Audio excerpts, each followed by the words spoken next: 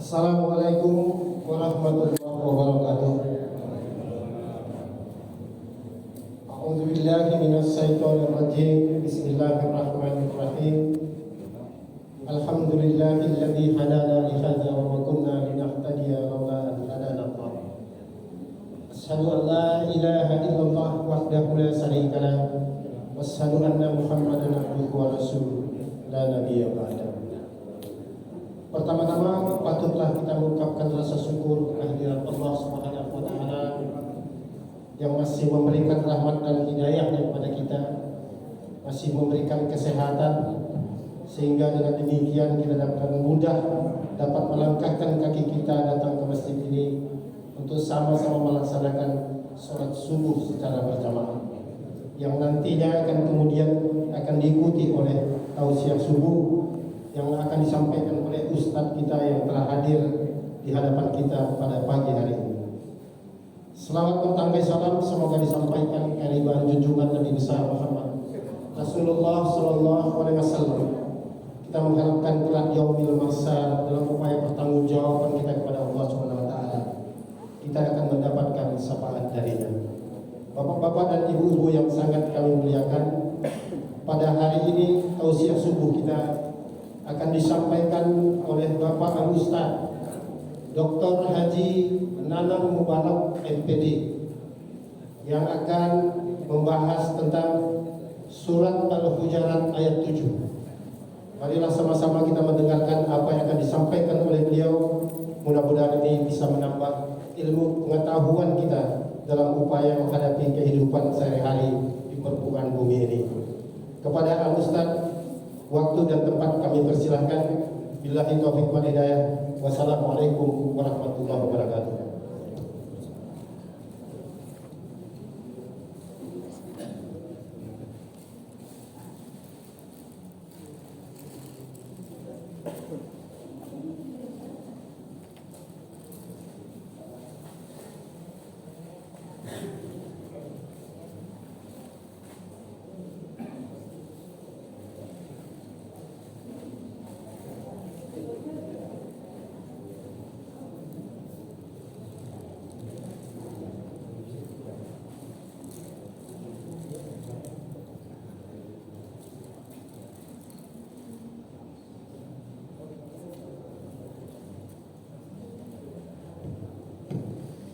Bismillahirrahmanirrahim. Assalamualaikum warahmatullahi wabarakatuh. Alhamdulillahirabbil alamin. Nashkurullaha wa nahmaduhu wa nasta'inuhu wa nastaghfiruh wa na'udzu billahi min syururi anfusina wa min sayyiati a'malina. May yahdihillahu fala mudhillalah wa may yudlilhu fala hadiyalah. Asyhadu an la ilaha illallah wahdahu la syarika lah wa asyhadu anna Muhammadan abduhu wa rasuluhu la nabiyya ba'da. Allahumma shalli wa sallim wa barik ala sayyidina Muhammadin wa ala alihi wa ashabihi ajma'in wa ba'du. Ayyuhal hadirun, usid wa nafsi wa iyyakum bittaqwallah. Ittaqullaha haqqa tuqatih wa la tamutunna illa wa antum muslimun. Wa qala ta'ala innallaha wa malaikatahu yusholluna 'alan nabi ya ayyuhalladzina amanu shallu 'alaihi wa sallimu taslima. Wa qala nabiyyu sallallahu alaihi wa sallam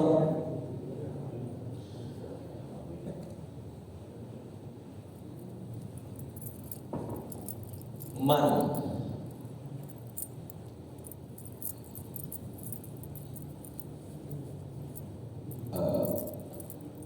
iza ra'aitumur rajula ya'tadu al-masajida fashhadu lahu bil iman.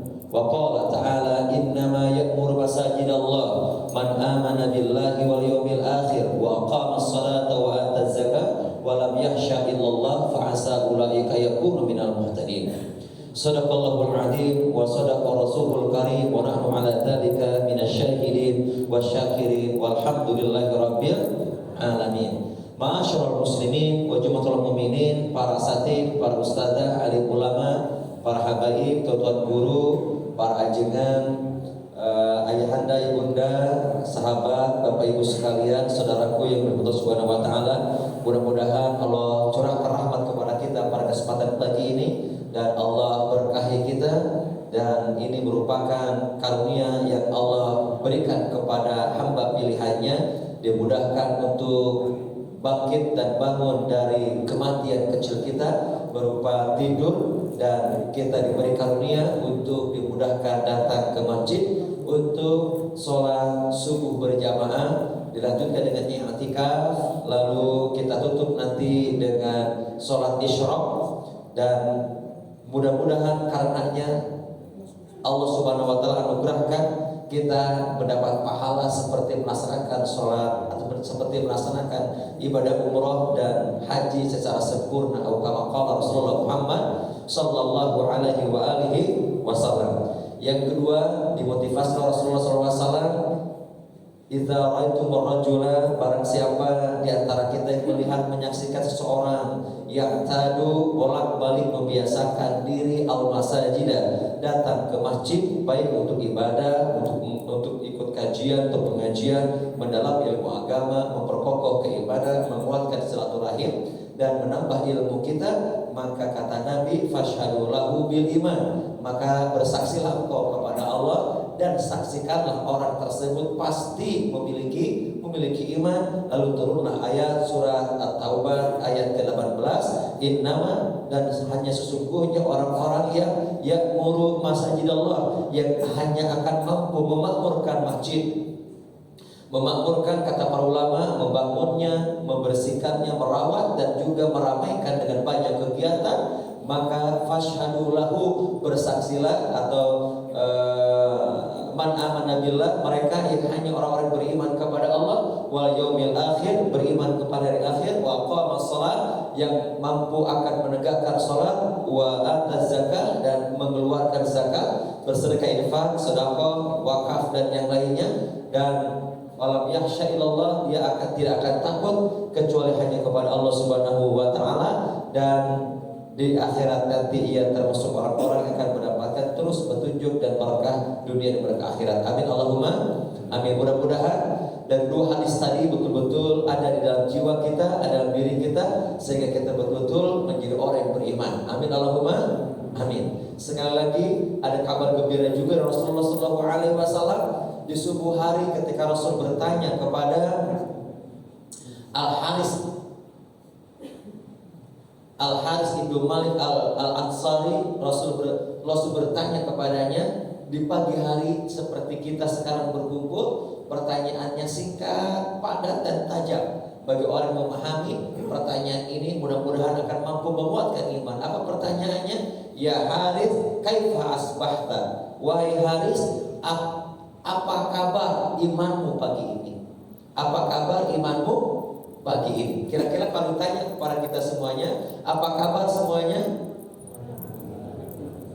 Ya, jawabannya alhamdulillah.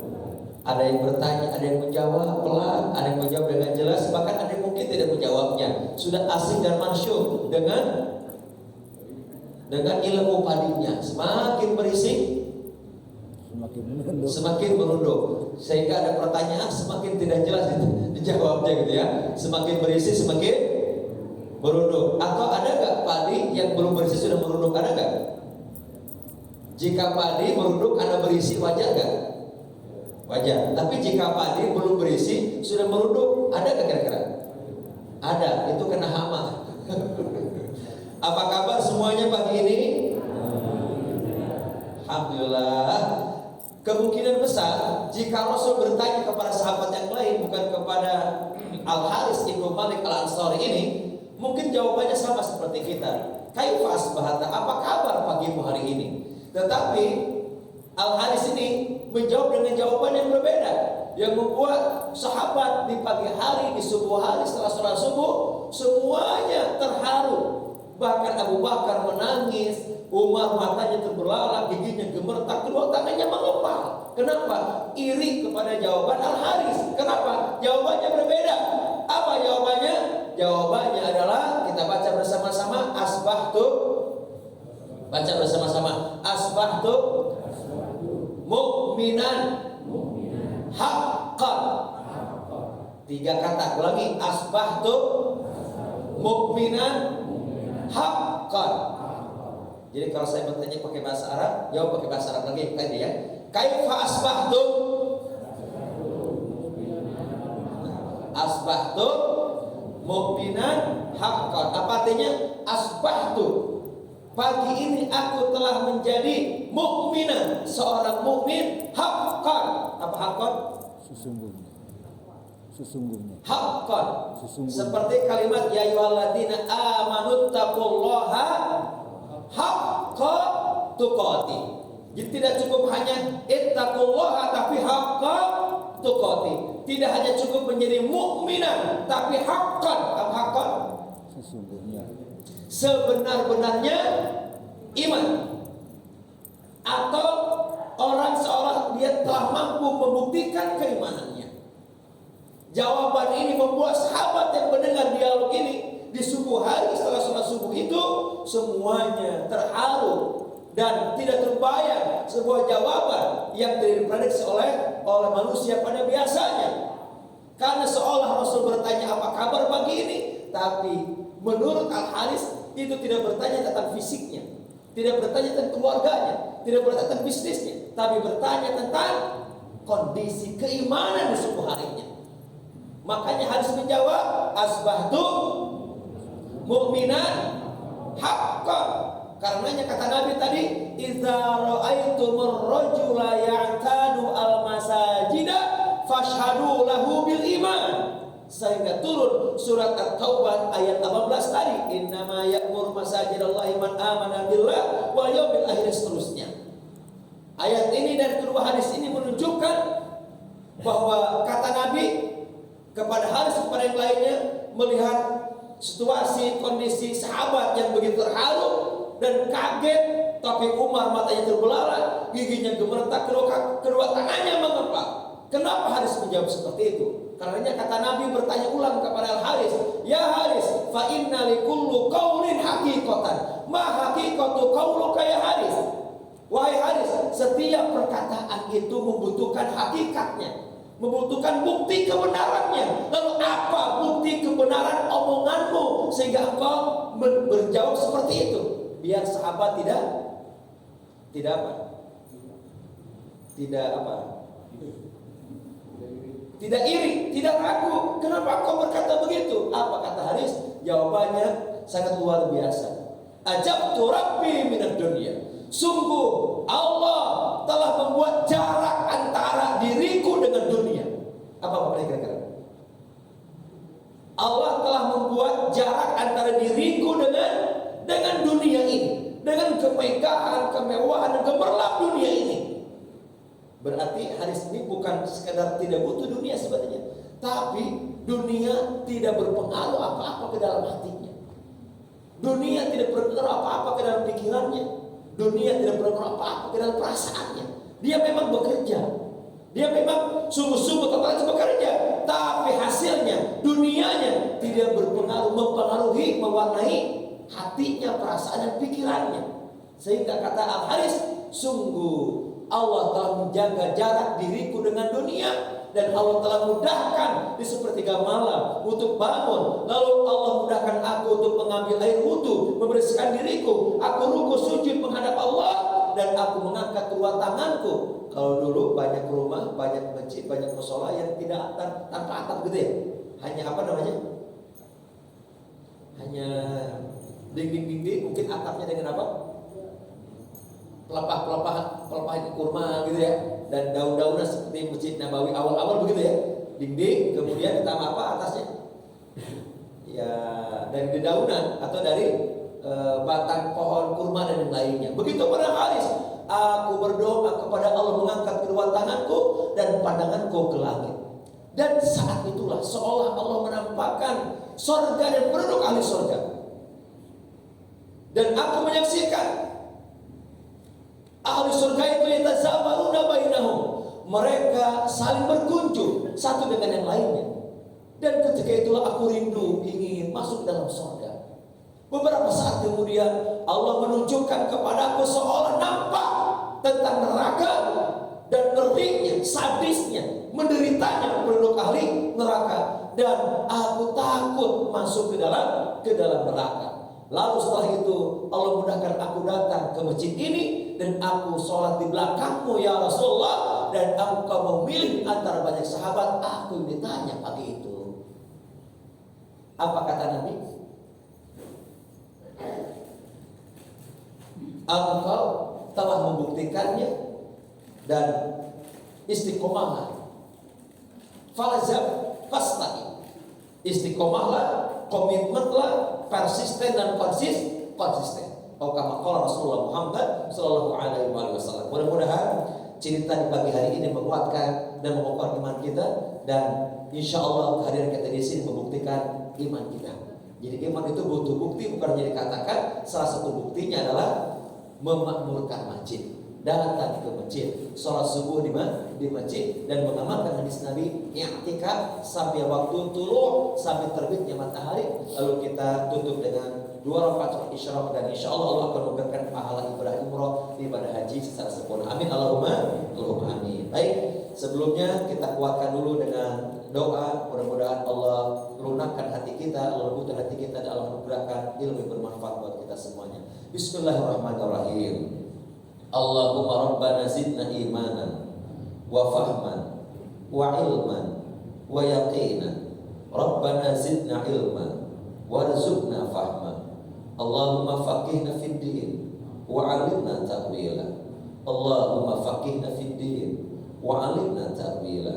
Rabbi ishrah lana sadrana wa yassir lana amrana wahlul 'uqdatam min lisani yafqahu qawlana.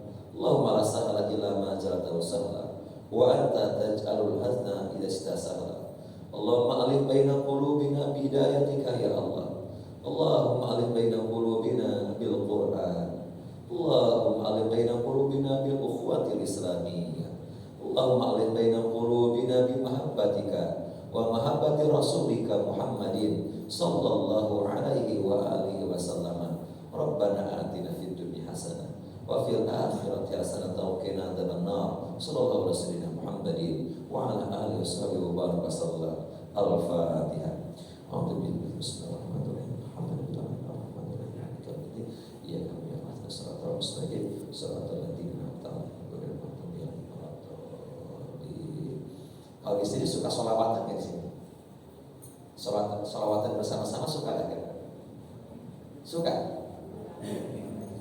Bu, suka sholawatan enggak, Bu? Mungkin hafal gak sholawat tibil guru? Hafal gak? Yang hafal bersama-sama biar tambah keberkahan. Doa sudah, sholat sudah, dan kita mengamalkan ayat innallaha wa malaikatahu yusholluna 'alan nabi ya ayyuhalladzina amanu shallu 'alaihi wa sallimu taslima. Mengamalkan hadis Nabi, man shalla 'alayya salatan sallallahu alaihi asra salawatin wa khutwa asyra khutawatin wa yarfa'u asra darajatin. Barang sampai bersolawat kepadaku 1 kali, maka Allah bersolawat kepadanya 10 kali. Allah hapuskan, ampunkan 10 kesalahan, dan Allah tinggikan 10 derajat. Masya Allah. Kita bersama-sama. Allahumma sholli ala sayyidina Muhammadin tibbil qulubi wa dawaiha wa afiyatil abdani wa shifaiha wa nuril absari wa diyaiha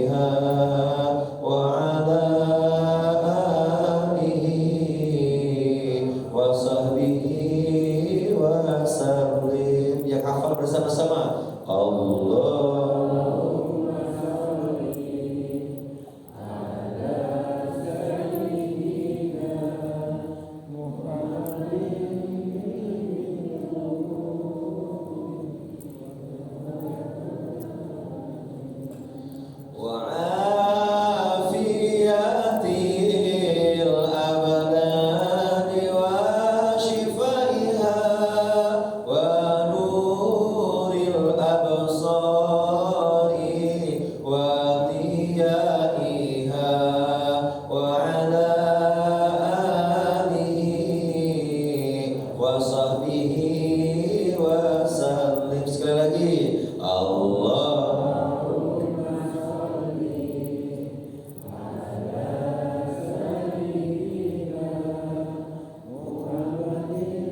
tibbil qulubi wa nawaiha wa afiyatil abdani wa shifaiha wa nuril absari wa dhiyaiha wa ala alihi wa sahbihi wa sallim. Sallu ala nabi. Ya, salawat ini selain melakukan Rasulullah juga berdoa kepada Allah. Semoga Allah merahmati, memberkahi dan salam kepada Rasulullah SAW, dan semoga Allah memberikan tibbil qulubi, obat hati dan terapinya, obat fisik sehingga kita menjadi sembuh dari setiap penyakit, dan juga Allah berikan cahaya penglihatan sehingga mampu melihat yang benar itu benar, yang salah adalah salah. Amin Allahumma amin. Baik. Pembahasan kesempatan pagi ini adalah kajian atau tadabbur daripada surat Al-Hujurat ayat ke-7. Kita baca dulu ayatnya bersama-sama. Insya Allah mudah-mudahan yang hafal ayatnya nanti ada hadiah. Ada apa? Ada hadiah dari saya, insya Allah juga dari takbir masjid, insya Allah. Betul? Betul katanya. Yang hafal ayatnya. Ada hadiah dari saya dan tambahannya dari takbir masjid. Betul Pak? Insya Allah katanya ada. Insya Allah, paling tidak ada makan-makan katanya. Insya Allah. Kalau nggak di sini di rumah masing-masing gitu kan. Kita baca bersama-sama. Bismillahirrahmanirrahim. Wa'lamu anna fikum Rasulullah lau yuti'ukum fi kathirin minal amri la'anittum walakinnallaha habbaba ilaikumul iman wa zayyanahu fi qulubikum wa karraha ilaikumul kufra wal fusuqa wal isyan ulaika humur rasyidun. Ada yang langsung hafal atau sudah hafal? Boleh? Dan tadi ada mic, boleh? Dapat lumayan, dapat pulsa lumayan. Nah, tuh. Dan Bapak Ibu silakan. Silakan. Pada tawadu Ustaz. Tawadu. Lumayan, tawadu pulsa 100.000 lumayan. Ada Ibu-ibu? Ada? Ada? Ya ada Ustaz, tawadu semuanya. Kenapa? Dihafal Bu. Boleh Bu yang hafal Bu. Mic. Ada insyaallah. Masya Allah, pagi-pagi dapat pahala, dapat juga tambahan pulsa untuk belanja paling tidak. Ada? Lirik sedikit, dipotong setengah. Nah, kalau lirik setengahnya, kalau hafal ditambah setengah lagi. Betul Bu, enggak? Masya Allah. Sekali baca langsung hafal, Masya Allah. Yuk. Masya Allah. Sallu ala Nabi. Maka Bu.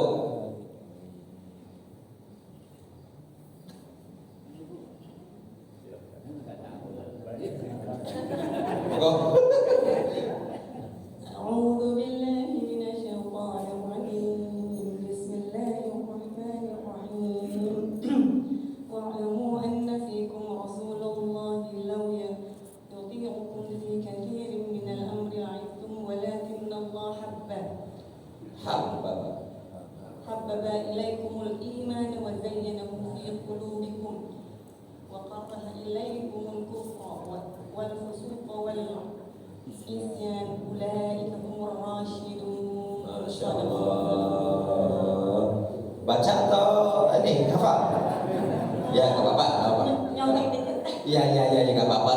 Yang penting sudah baca gitu.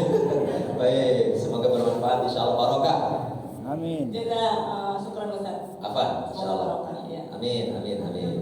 Alhamdulillah. Baca mendapat hadiah Pak. Alhamdulillah. Baik. Kita baca sekali lagi dengan terjemahnya per ayat gitu ya. Kita baca. Bismillahirrahmanirrahim. Wa'lamu, dan ketahuilah, anna, bahwa atau sesungguhnya, fikum, di antara kalian atau di tengah-tengah kalian, Rasulullah, ada utusan Allah atau ada Rasulullah. Lau yuti'ukum,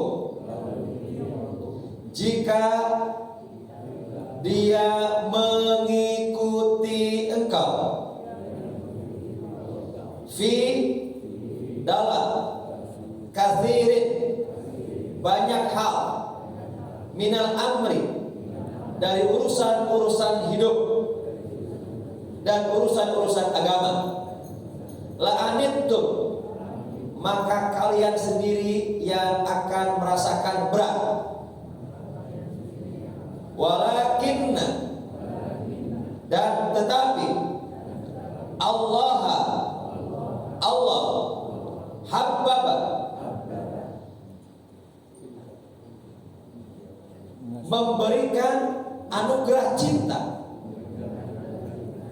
ilaikum, kepada kalian, al-iman, keimanan, wa zayyanahu, dan dia Allah menghiasi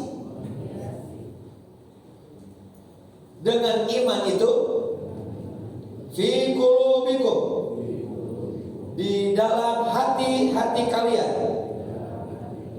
wa karraha, dan Allah menjadikan benci, ilaikum, kepada kalian, al-kufra, kekufuran, wal fusuqa, kefasikan, wal isyan, kemaksiatan, kedurhakaan, ulaika, mereka itu, hum, mereka atau orang-orang, ar-rasyidun,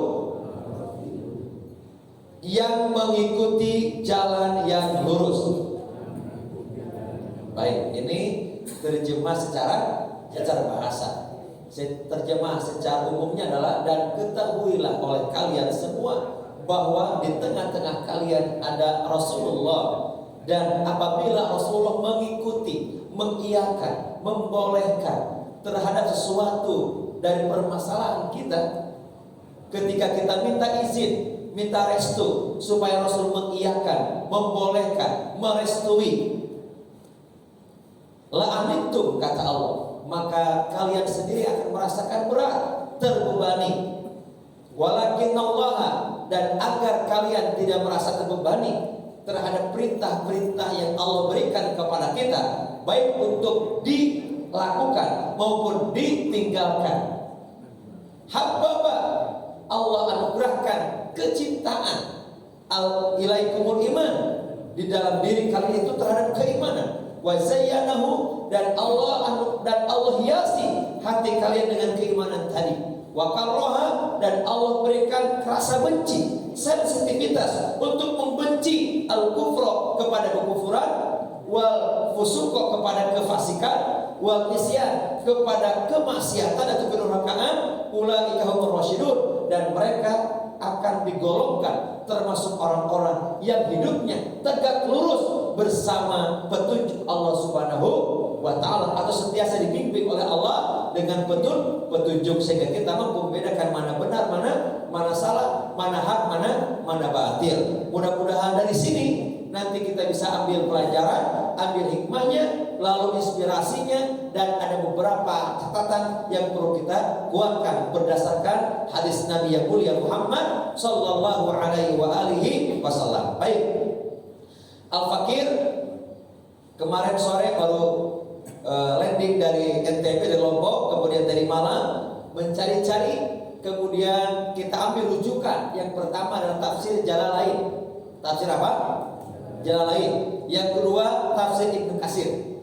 Banyak sebenarnya tafsirnya, tapi kita ambil faidah dua kitab tafsir. Yang pertama kitab tafsir Jalalain yang menguatkan tentang tafsir Al-Fadhil Quran, yang fokus kepada lafaz-lafaz gharib Al-Quran atau lafaz-lafaz ayat atau kalimat Quran yang ketika itu di Jazirah Arab sudah mulai orang Arab itu tidak lagi mampu memaknai kalimat-kalimat gharibun atau al-fadhil Quran. Kenapa? Karena terpengaruh oleh budaya-budaya baik dari luar negeri maupun dari pemerintahan ketika itu. Setelah runtuhnya masa khalifahan dengan 5 khalifah, Abu Bakar, Umar, Utsman, Ali, kemudian Hasan bin Ali selama 6 bulan, kemudian dirubah dengan dinasti. Ada dinasti yang pertama Muawiyah, kemudian dinasti Abbasiyah, banyak dinasti, terakhir adalah dinasti Utsmaniyah.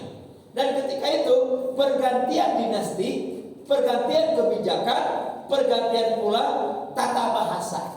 Karena ibu kota pusat pemerintah Islam berganti-ganti. Dari Madinah pernah berganti ke Baghdad. Baghdad di mana Baghdad? Di Irak yang mendekati bahasa Persia.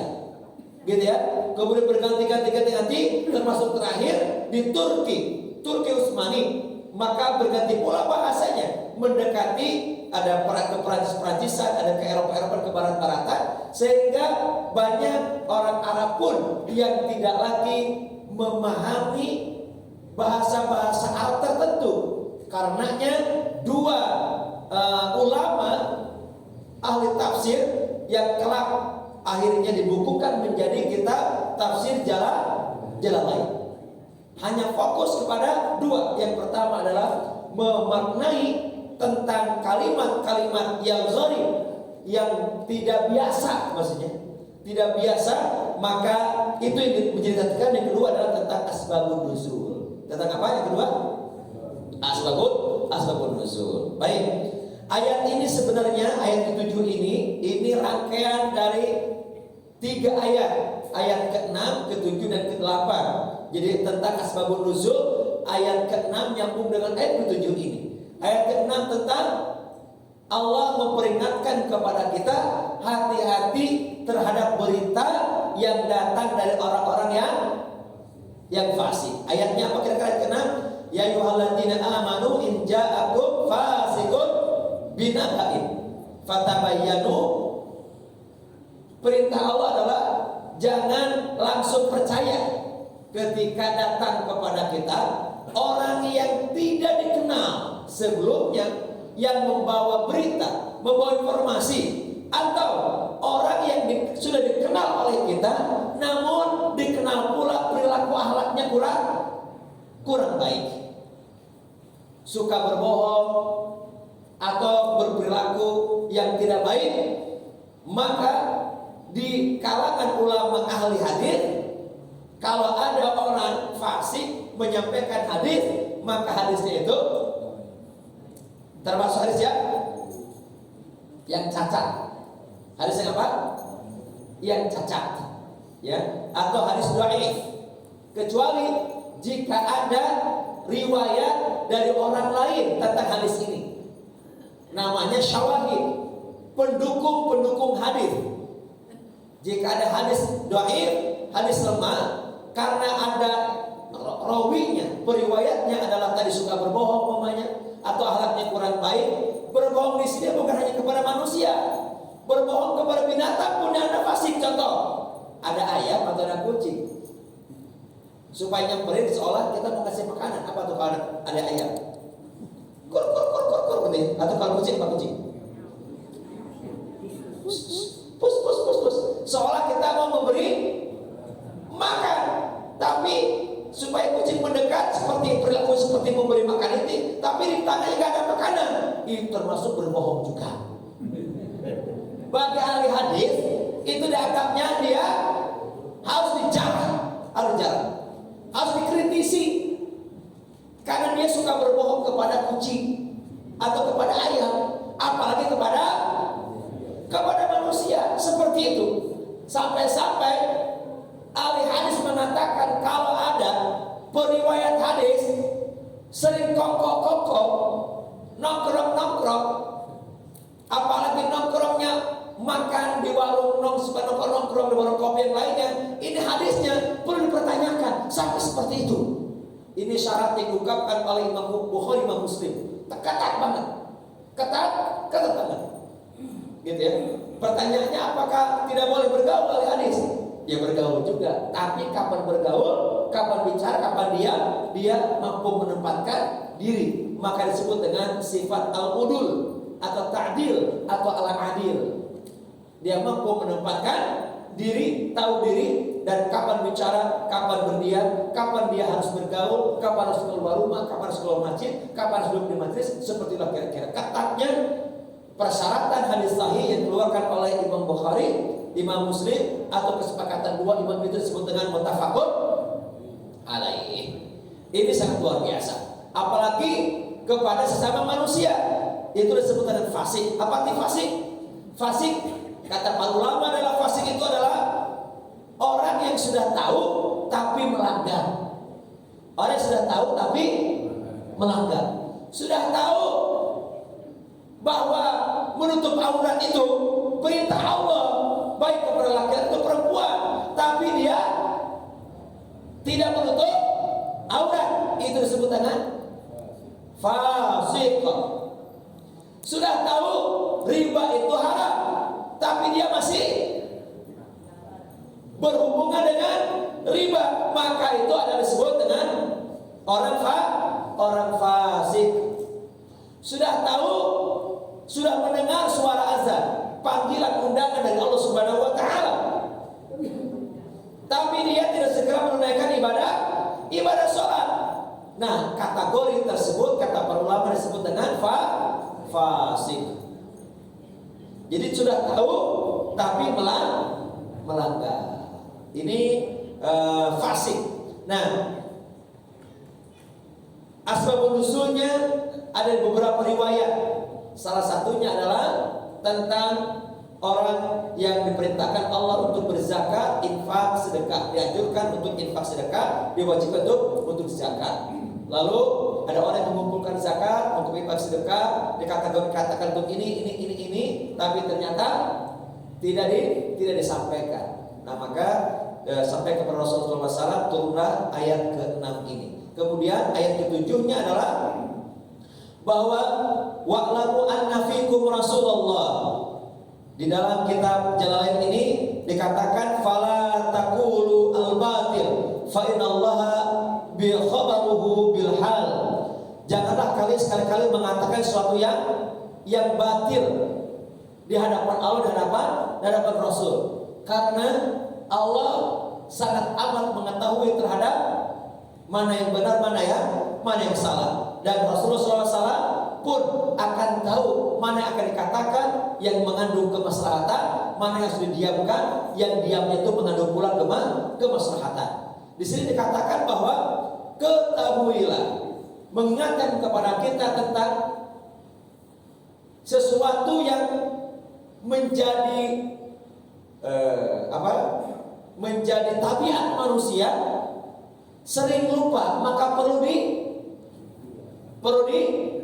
diingatkan. Walaupun dia sudah tahu, tapi harus diapain lagi? Diingatkan lagi.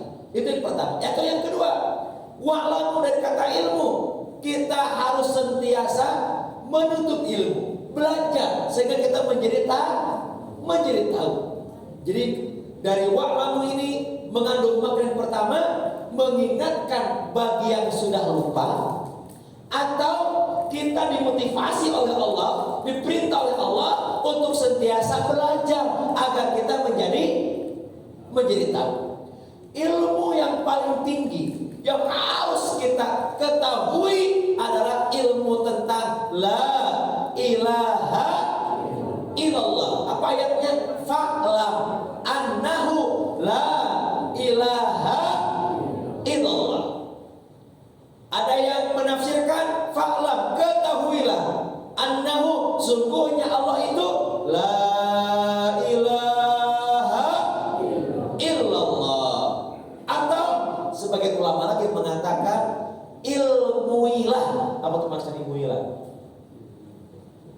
Ini bahasa bahasa bahasa bahasa jalanan. Ilmuilah, nggak ada dalam kata bahasa, nggak ada. Apa ilmuilah? Ilmuilah apa itu maksudnya? Milikilah ilmu maksudnya gitu ya. Bahasa jalanannya ilmuilah gitu ya. Atau milikilah ilmu tentang la ilaha illallah. Bahkan di kalangan tertentu, di kalangan ulama tasawuf atau thariqah, khususnya thariqah Agnes Al-India, Al-Fakir asli dari Tasikmalaya, rumah dekat dengan Suryalaya Bano. Nah, tentang makna talqin ini, ternyata talqin ini seharusnya ilmu tentang talqin, tentang kalimat la ilaha illallah ini disampaikan kepada orang yang hidup, calon-calon mati. Calon-calon mati ini bukan orang yang sedang sakaratul mati, sakaratul maut, tapi orang yang masih sadar seperti kita.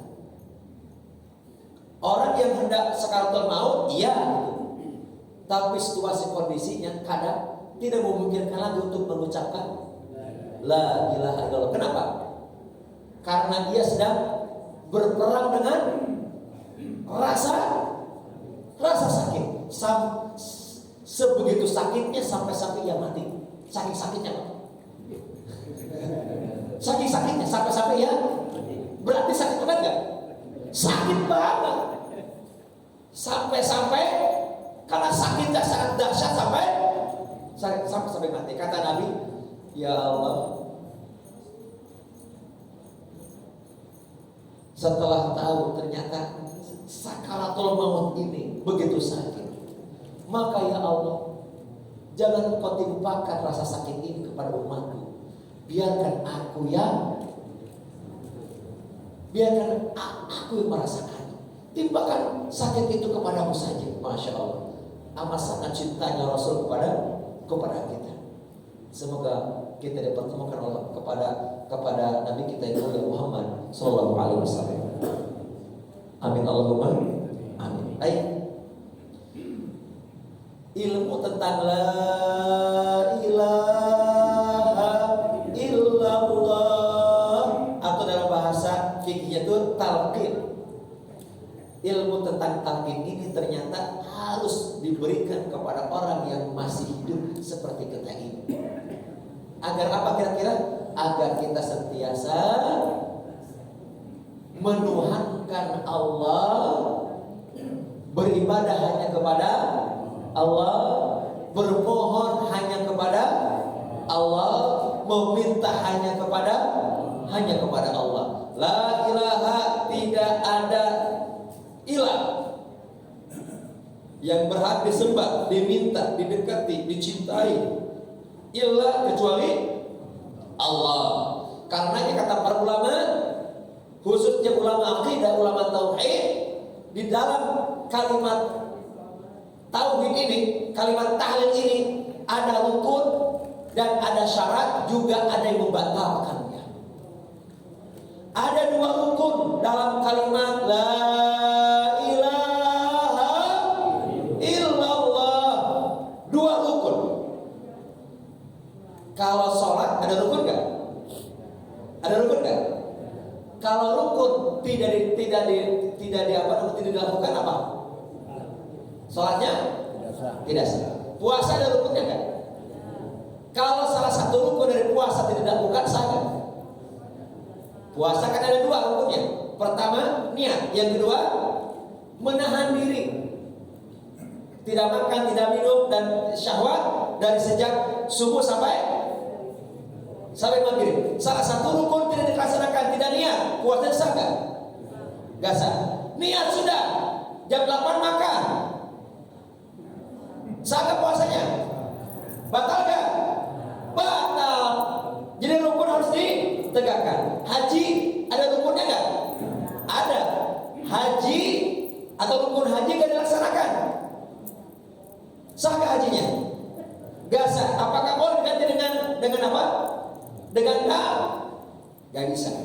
dia harus diulangi lagi haji berikutnya. Kalau yang wajib haji baru boleh diganti dengan dam atau fidyah, sah tetap hajinya. Begitupun rukun Islam yang pertama, seperti rukun-rukun Islam yang lainnya, sholat, puasa, zakat, haji, ada rukunnya. Dan rukunnya ada dua. Rukunnya apa? Ada dua. Yang pertama adalah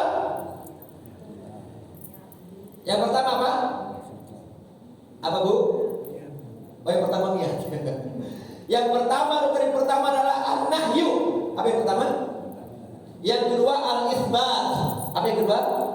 Al-itsbat. An-nahyu. Apa nahyu? Meniadakan segala sesuatu.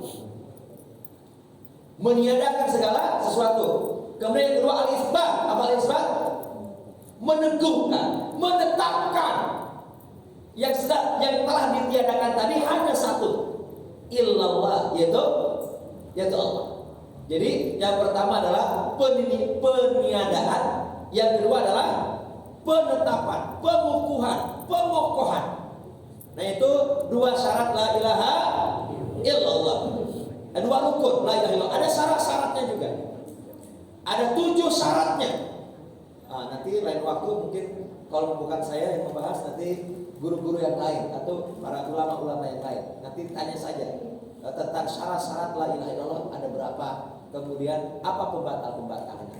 Karena kita sedang fokus kepada surat Al-Hujurat ayat 7 ini.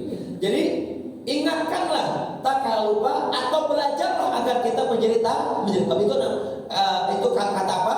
Wa'lamu anna fikum, anna kalimat taukid. Apa taukid? Apa tuh? Penegasan. Apa taukid itu?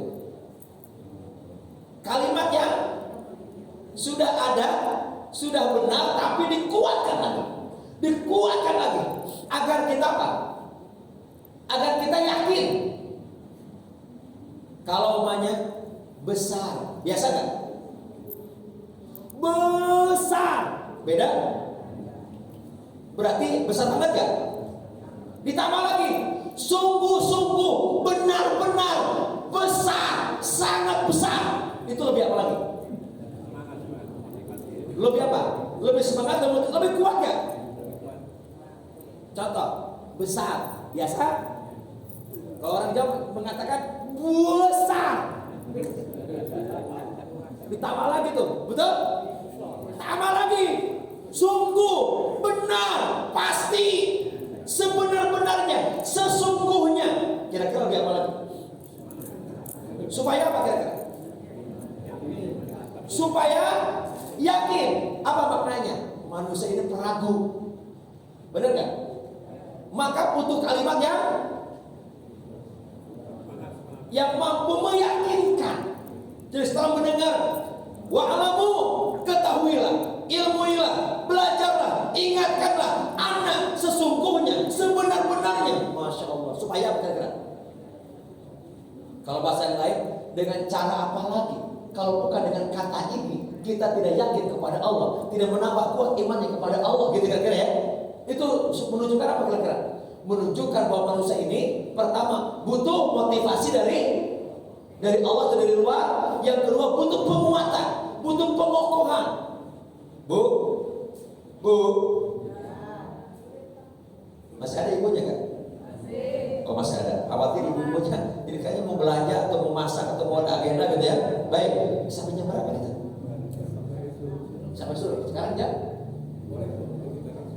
Oh dikit lagi. Ini baru 2 kata ini. Ini kayaknya gak selesai hari ini. Baik, gak apa-apa. Yang penting kita dapat ilmu, betul? Daripada guru-guru selintas, nah lebih kita kuatin aja. Mungkin tidak 1 ayat, mungkin setengahnya atau seperempatnya gitu ya. Mudah-mudahan dipanjangkan umur semuanya, termasuk saya, dan mudah-mudahan DKM mengundang lagi untuk melanjutkan. Kalau enggak mungkin dengan guru-guru yang lain gitu ya. Baik, mudah-mudahan pertemuan ini bukan pertemuan yang terakhir kali.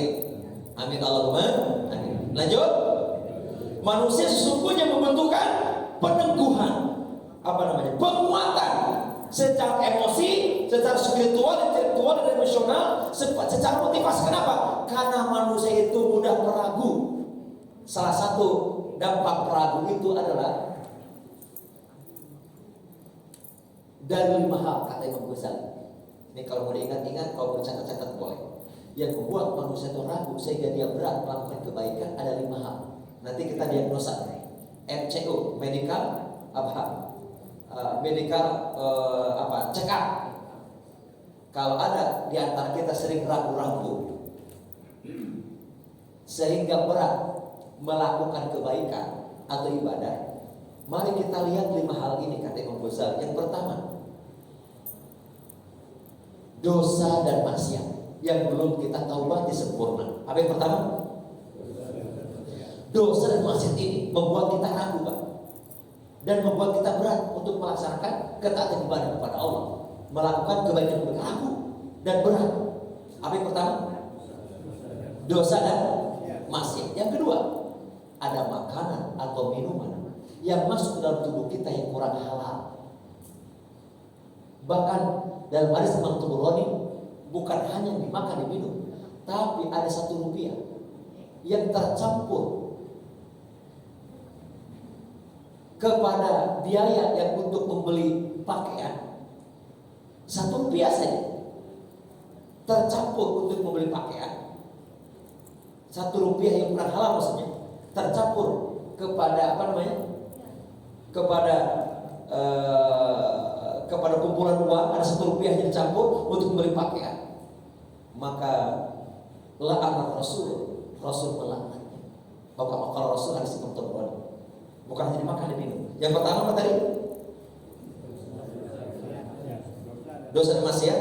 Yang kedua, ada makanan minuman yang kurang halal atau pakaian. Yang ketiga? Yang ketiga apa? Lo kok belum? Lah kan saya belum ngomong tadi.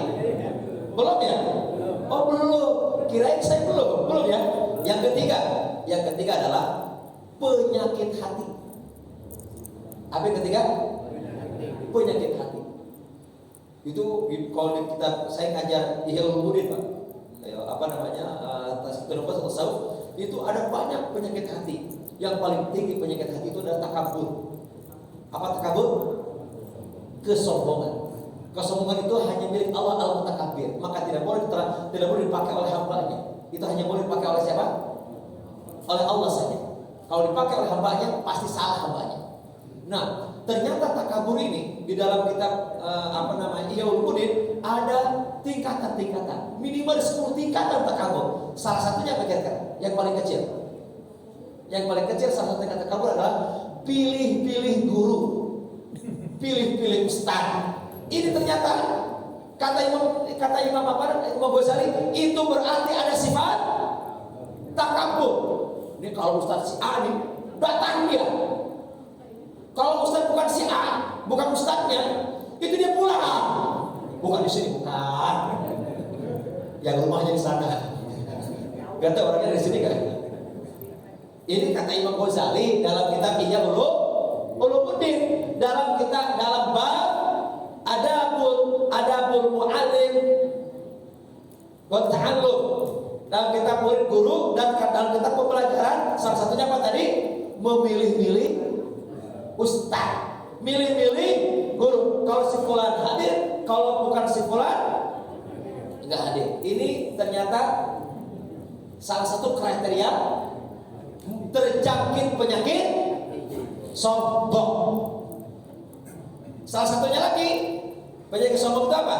Ada orang datang ke masjid ke talim, ke kajian atau ke majelis, dia datang, tapi dia datang untuk mendapatkan dalil atau hujah atau alasan untuk menghantam orang. Paham gak maksudnya kira-kira? Untuk menghajar orang, maksudnya apa? Apa kira-kira ya? Bukan untuk diamalkan oleh dirinya, tapi mencari dalil, mencari alasan untuk apa? Untuk menghajar orang, apa istilahnya? Bisa untuk menjatuhkan orang, melemahkan orang, atau dia ada ngomong ke orang, dia kurang dalil, dan pulang pengajian, nah ini nih, saya dapat nih, saya sampaikan sih dia. Apa maksudnya kira-kira? Untuk menghakimi atau untuk melegitimasi bahwa ucapan itu benar, padahal salah. Jadi belajar untuk mendapatkan sesuatu untuk bukan untuk diamalkan dirinya, tapi untuk yang merendahkan orang, menghinakan orang, menguji orang, ngetes orang gitu. Nah ini juga termasuk kriteria sombong. Nauzubillah ini dari ada banyak lagi kriterianya. Yang ketiga, yang keempat, apa yang keempat? Belum juga. Yang tadi kan baru ketiga ya. Nah, berarti sekarang keempat nih. Yang keempat itu kesurupan. Iya beneran ini. Kesurupan itu maknanya apa? Tergoda, terabaikan oleh setan. Alladzi yuwaswisu fi sudurin nas. Kenapa ada orang kok malas? Kenapa ada orang ragu-ragu? Kenapa ada orang berat melakukan kebaikan? Karena yuwaswisu fi sudurin nas. Itu maknanya kesurupan.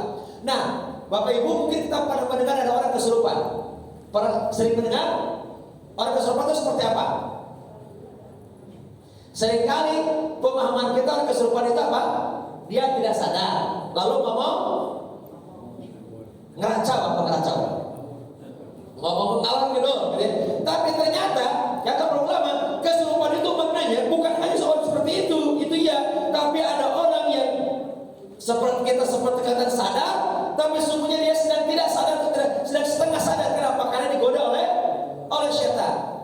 Maka contoh orang ikut taklim, orang ikut sholat Jumat atau di majelis atau di pelatihan atau di seminar, dia duduk tapi seorang tidak mendengar apa-apa, bahkan ia dialihkan oleh setan. Dalam Quran disebutnya ulaika fi uzunaihim waqra, di telinganya disumpel oleh tai kotoran iblis, gitu. Sehingga pulang dari majelis masuk telinga kanan, keluar telinga kiri. WC bablas.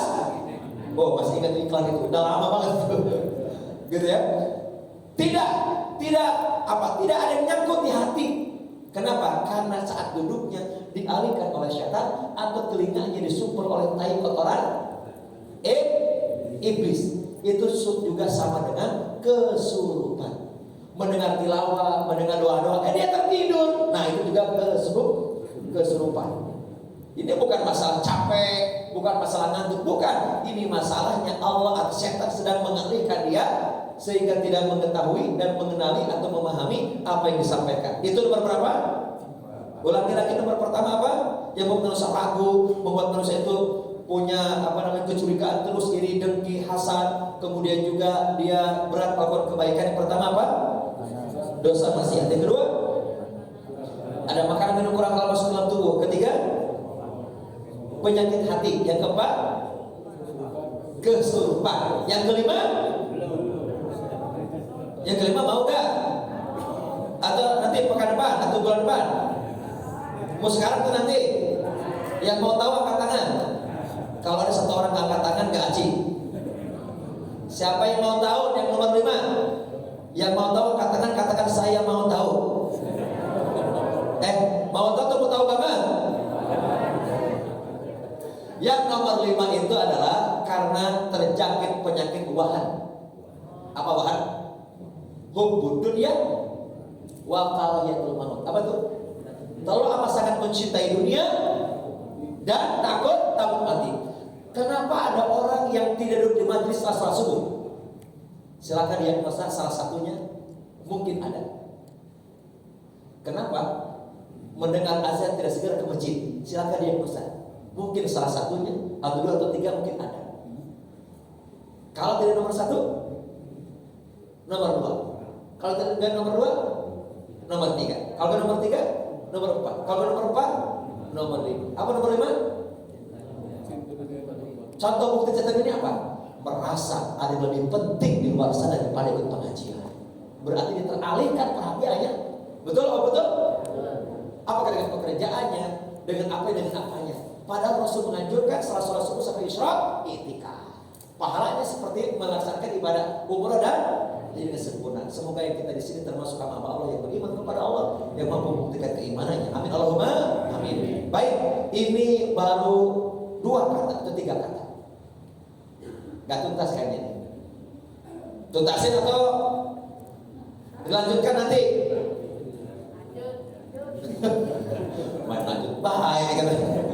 Sudah isyraq belum, Pak? Udah masuk isyraq? Baik, kalau sudah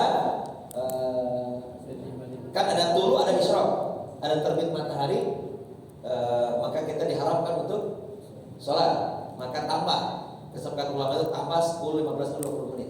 Ini sudah ditambah waktu itu. Sudah, baik. Kalau begitu, tadinya mau dibuka tanya jawab. Kita sholat isyraq dulu, baru boleh ketika kita lanjutkan tanya jawab kalau berkenan. Mudah-mudahan nanti kita diberi kesempatan kembali sehat badan insyaallah dan masih hidup maksudnya, juga panitia menginginkan untuk dilanjutkan. Lanjut atau sudah tutup sekali dan tidak diundang lagi atau gimana, Bu? Pak? Katanya pemimpin yang baik itu adalah yang mendengar suara rakyat. Gimana yang lain?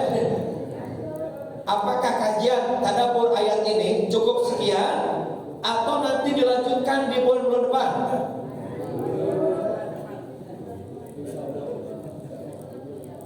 Kalau cukup sekian berarti ini hanya sekali dan terakhir kali. Kalau dilanjutkan berarti kita tidak usah terburu-buru, kajiannya per ayat per kata, tapi mendalam. Daripada cepat selintas gak dapat apa-apa. Setuju?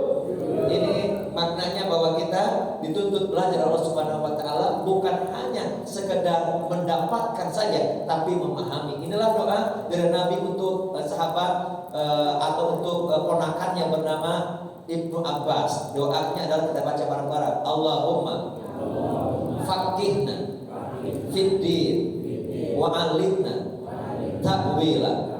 Allahumma faqihna fiddin wa 'allimna ta'wila. Bapak Ibu, amalkan doa ini, peruntukan buat anak-anak kita.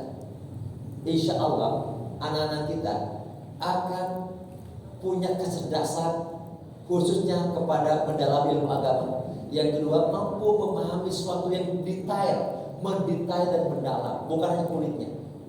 Akibat doa ini, Abdullah bin Abbas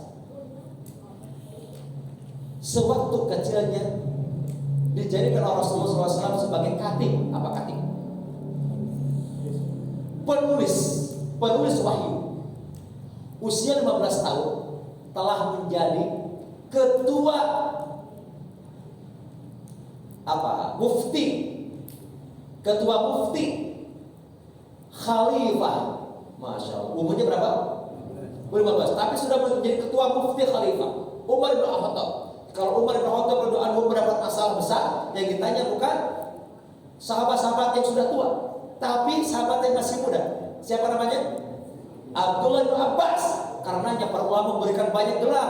Yang pertama namanya Turjumanul Quran, penerjemah Al-Quran. Yang kedua Imamul Mufassirin, pendahulu, imamnya, pemimpinnya, ahli tafsir. Yang ketiga Al-Bahru. Apa Al-Bahru? Arti Al-Bahru itu secaranya lautan. Ilmunya luas dan mendalam. Kalau orang Indonesia katanya ilmunya luas dan cetek, dangkal. Semua dipelajari di SD, SMP, semua dipelajari, tapi tidak mendalam. Orang Barat seperti ilmu sumur. Apa ilmu sumur? Kecil tapi mendalam, spesifik, spesialisasi, mendalam. Orang Indonesia luas tapi cetek. Abdullah bin Abbas para sahabat luas dan dalam. Mana yang hebat? Luas dan dalam. Amalkan doa dari Nabi yang mendoakan Abdullah bin Abbas. Kalau orang yang tidak ada seperti Nabi mendoakan Abdullah bin Abbas, tidak ada orangnya, maka menggunakan Allahumma faqihhu fiddin wa 'allimhu ta'wila. Kalau perempuan, Allahumma faqihha fiddin wa 'allimha ta'wila. Kalau kita duduk bareng bersama-sama, doa untuk bersama-sama, Allahumma faqihna fiddin wa 'allimna ta'wila. Kalau untuk diri sendiri, Allahumma faqihni fiddin wa 'allimni ta'wila. Kalau mau doanya nanti saya sampaikan ke pengurus dan WA saya, nanti disebarkan ke yang lain. Jadi amalkan, saya jasakan buat semuanya. Mudah-mudahan saya diamalkan bermanfaat di akhirat dan bukan untuk diri kita, doakan putra putri kita sehingga insya Allah mudah menghafal, mudah memahami dan mudah diberikan oleh Allah pemahaman yang mendetail, mendalam dan luas. Amin Allahumma amin. Semoga Allah ada kebaikan dan kita tutup dengan kafaratul majlis. Subhanakallahumma wa bihamdika asyhadu an la ilaha illa anta astaghfiruka wa atubu ilaik. Sallallahu alaihi wasallam Muhammadin wa alihi wasallam fastaghfirunahu ghafurur rahim. Assalamualaikum warahmatullahi wabarakatuh. Tanya jawab.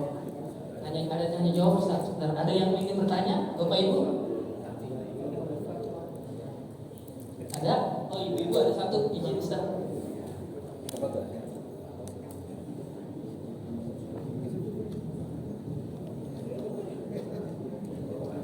Assalamualaikum warahmatullahi wabarakatuh. Waalaikumsalam warahmatullahi wabarakatuh. Ustaz, saya tidak bertanya, saya hanya mohon diulang doanya biar saya bisa catat sekarang. Terima kasih.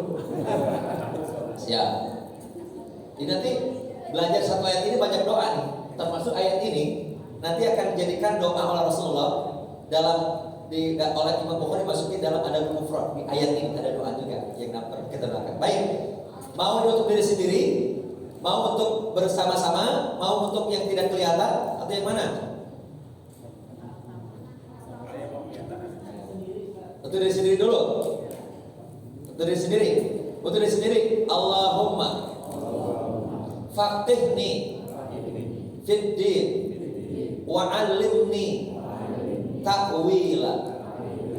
Jadi ni itu untuk diri sendiri. Untuk barang-barang bersama-sama, banyak orang, ada orang tua, mungkin juga ada anak-anak di depan kita gitu bersama-sama. Allahumma faqihna fid din wa 'allimna ta'wila. Kalau anak kita laki-laki dan tidak ada di hadapan kita, Allahumma faqihhu fid din wa 'allimhu ta'wila.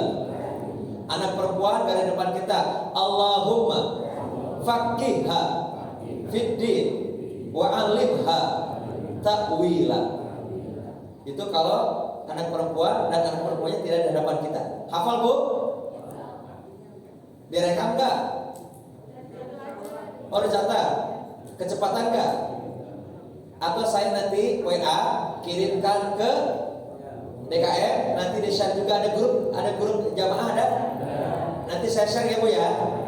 Termasuk riwayatnya hadis riwayat siapa, diamalkan kapan, dan ini mudah-mudahan menjadi amalan dan saya jasakan saya dapat dari guru-guru, termasuk guru saya yang mengajar kepada saya adalah almarhum ayah saya dan juga kakek saya yang mungkin pesantren. Jadi saya mendapatkan doa dari orang menyebutnya kiai, kalau saya menyebutnya ya kakek sama ayah gitu ya. Mudah-mudahan bermanfaat insyaallah. Anjas cukup ada doa saya jasakan kepada semuanya doa ini. Mudah-mudahan bermanfaat dunia, bermanfaat akhirat. Diamalkan diri sendiri dan disampaikan ke orang lain insyaallah bermanfaat. Assalamualaikum warahmatullahi wabarakatuh.